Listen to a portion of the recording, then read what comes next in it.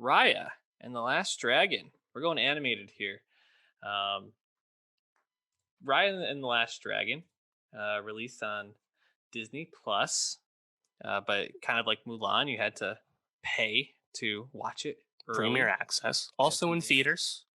Yeah, if People people are are going to going to theaters again theaters, a little bit. um, and yeah, I mean, this was just really delightful, in my opinion. I mean, I think these animated films always crush it, in my opinion. I mean, even the ones that aren't so good, or don't hit as much, I think still, always I find impressive.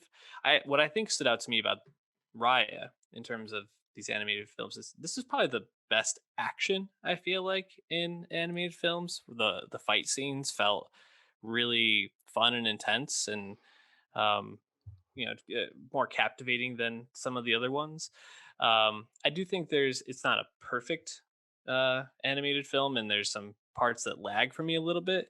But overall, I found it to be a really interesting and compelling story. How did you feel about Ryan the Last Dragon, though, Dave? Yeah, I did like it a lot. This will be on Disney Plus free of charge on June 4th if you wish to wait. Come back to But it.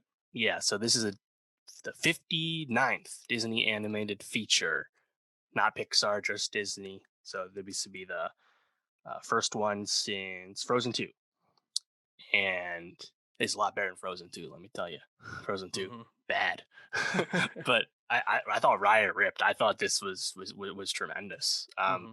What really stood out to me is it's such a rich, lived in world with excellent character design. You're watching the movie and the whole time you just want more from it, Hmm. and you can definitely see this dawning a new IP.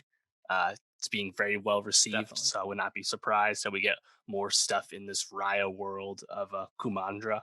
Right, Hmm. it's obviously really Southeast Asian inspired, but still a fantastical world.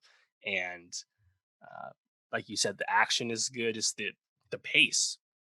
The movie really moves, Hmm. and I actually could have done if it was a little longer because again, I wanted more time with so many aspects of this world and this story because so much of it's so interesting and feels very vivid. Hmm. Um, so I definitely expect us to see more Raya Yeah. stuff. I also was struck by the directors. Don Hall. It's two directors. Don Hall is a Pixar and Disney vet, but the other co-director is Carlos Lopez Estrada, who has not done animation before. He's most well known as the director of Blind Spotting with David Diggs a few years back. So Mm. definitely quite the entry into animation to just show up and co-direct something like this because again, it's really well made. Yeah, I think for me, you mentioned a lot of really great things. I think thing I liked most was that the voice cast was actually true to that area, or at least to Asian actors, as this is a Right. movie that's obviously borrowing very heavily from Asian lore. And I think there was one non-white person, or non-Asian person, one white person in the voice cast, and that was Alan Tudyk, who played Tuk Tuk. Yeah.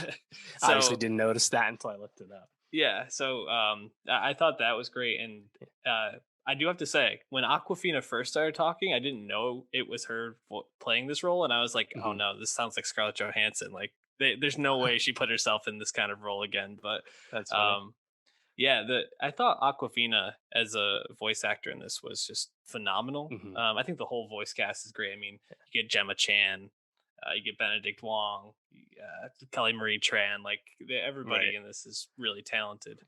I will say there was a bit of a early pushback to this, or at least outcry because this movie is largely inspired by Southeast Asian Hmm. stuff, but just about the whole cast is actually East Asian, with the exception of Kelly Marie Tran. So when it comes to representation, there's always ways to improve. But I am quite happy for Kelly Marie Tran. Obviously, after all she went through with abuse post Star Hmm. Wars: The Last Jedi, this is her, first real high profile role since then. I thought she did a really good job. I actually really liked the way they set up Raya versus Namari, voiced by Yeah. Gemma Chan. That relationship is really central to this movie working as an adventure film. And I think, yeah, the ending and like the whole like the lesson of like trusting Hmm. everyone around you, yeah, it's a little hokey, a little thrown Yeah. together.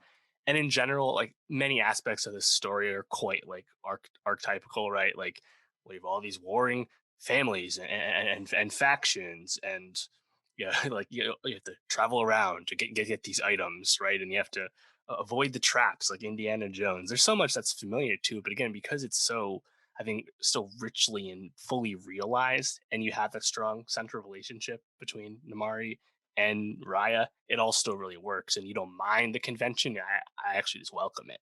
I think Mhm. because it's so well made, and also plots sort of familiar. Again, Tuk Tuk, a animal monster companion, like many Disney animated leads have Mhm. had with them before, right? It's Yeah. all good. Yeah. I think the world that they created is just so wonderful. It makes, like you said, it makes you want to explore more. And I also think the way that they set up like parallels in there, the main characters, the what, five or six that were traveling together.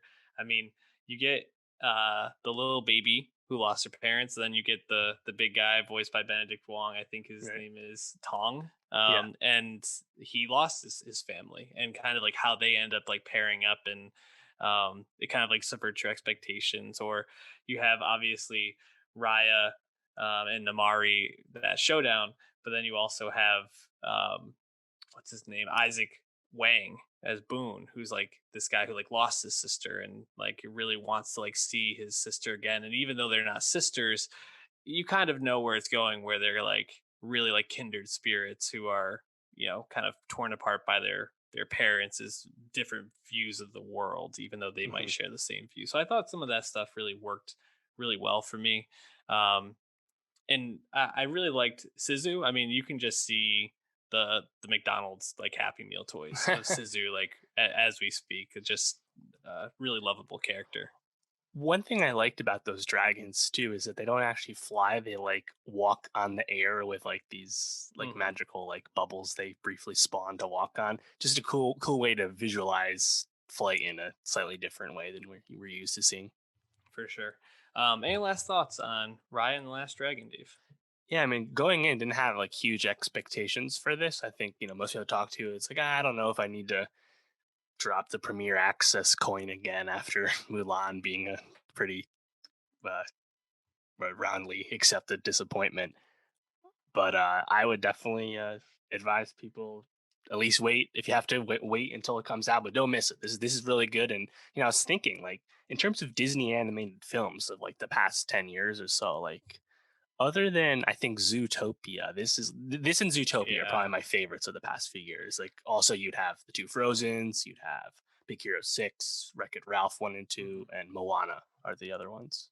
Zootopia was a little slow for me. This is probably my favorite one, I'd say. Definitely worth the watch. And if you have to wait till June, wait till June, but definitely watch it when you can.